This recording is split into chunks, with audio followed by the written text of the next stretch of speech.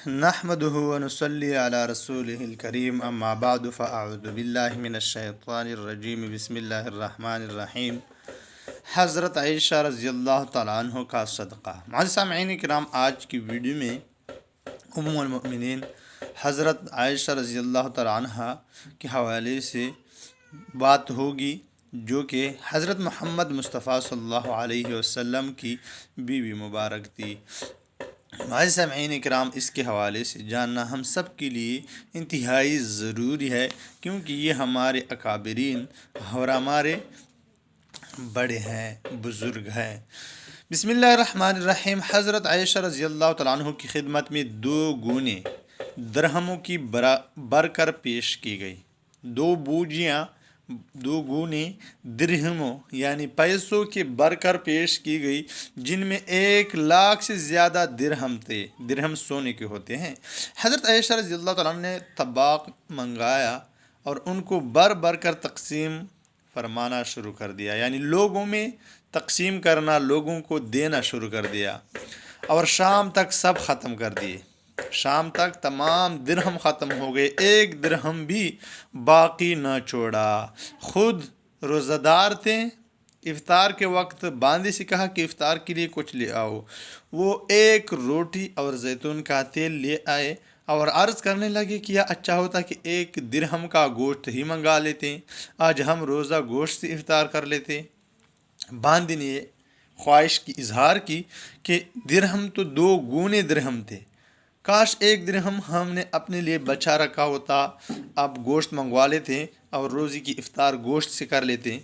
فرمانے لگے حضرت عائشہ رضی اللہ تعالیٰ عنہ، اب تان دینے سے کیا ہوتا ہے؟ اب تان دینے سے کیا ہوتا ہے؟ اس وقت یاد دلاتی تو میں منگا لی تھی۔ اب بیکار میں کیوں ایسا کہہ رہی ہے؟ اب کیوں یاد دلاتی ہے جب سب کچھ ختم ہو چکا؟ پہلے یاد دلاتی تو گوشت منگا لیتی۔ یعنی ان لوگوں سے اپنے خود کو اس نے بول لیا تھا، اپنے بارے میں یہ سوچتے بھی نہیں تھے، دوسرے کے بارے میں سوچتے رہے، اور یہاں پر کوئی دوسرے کے حوالے سے سوچتا ہے۔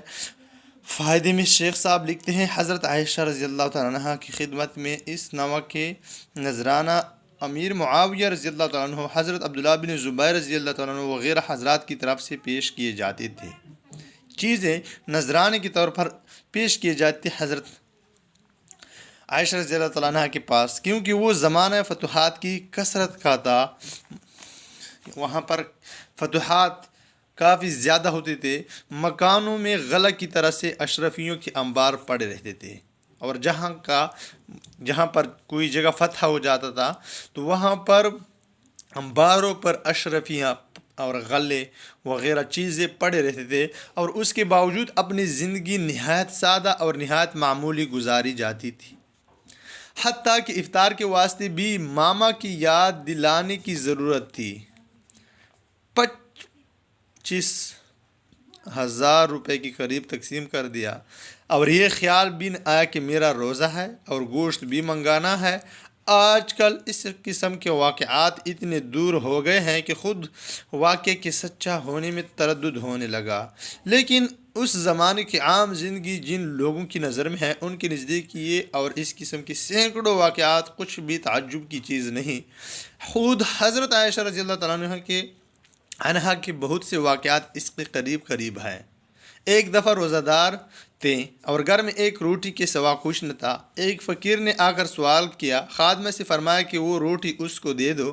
اس نے عرض کیا کہ افطار کے لیے گھر میں کچھ بھی نہیں۔ فرمایا کیا مذائقہ ہے، وہ روٹی اس کو دے دو۔ اس نے دے دی۔ ایک مرتبہ ایک سانپ مار دیا۔ خواب میں دیکھا کوئی کہتا ہے کہ تم نے ایک مسلمان کو قتل کر دیا۔ فرمانے اگر وہ مسلمان ہوتا تو حضور صلی اللہ علیہ وسلم کی بیویوں کے یہاں نہ آتا۔ اس نے کہا مگر پردے کی حالت میں آیا تھا۔ اس پر گھبرا کر آنکھ کھل گئی اور 12,000 درہم جو ایک آدمی کا خون بہا ہوتے ہیں صدقے کیے۔ عزبہ رضی اللہ عنہ کہتے ہیں کہ میں نے ایک دفعہ دیکھا کہ 70,000 درہم صدقہ کیے اور اپنے کرتا میں پیوند لگا رہا تھا۔ اس کے پاس کپڑے بھی نہیں تھے، ایسے کپڑے جو پہننے کے لائق ہو، آج کل لوگ نہیں پہنتے۔ پیوند لگے ہوئے تھے، ایسے کپڑے وہ خود پہنتی تھی، اور 70,000 درہم اس نے صدقہ کر دیے۔ جب آپ خود پٹے ہوئے کپڑے پہنیں گے اور اسی طرح بڑے بڑے صدقے کریں گے، تب آپ کو پتہ چلے گا کہ یہ کتنی تعجب کی بات ہے۔ لیکن آج کل ایسی باتیں کسی کو سچ بھی نہیں لگتی، اور تعجب تو دور۔ اور اس زمانے میں ایسے باتیں تعجب کی نہیں ہوتی تھی، کیونکہ ہر کوئی ایسا کرتا تھا۔ کافی واقعے گزر چکے ہیں، جب میں بیان کرنے پہ لگ جاؤں گا تو ویڈیو کافی لمبی ہو جائے گی۔ ایک بار جب وہ جہاد میں زخمی لوگ بیٹھے تھے، تو ایک صحابی رضی اللہ تعالیٰ نے اپنے بھائی کو دیکھا کہ وہ زخمی کی حالت میں پڑا ہے، تو اس نے پانی لے کر اس کو دے دیا۔ پانی لے کر اپنے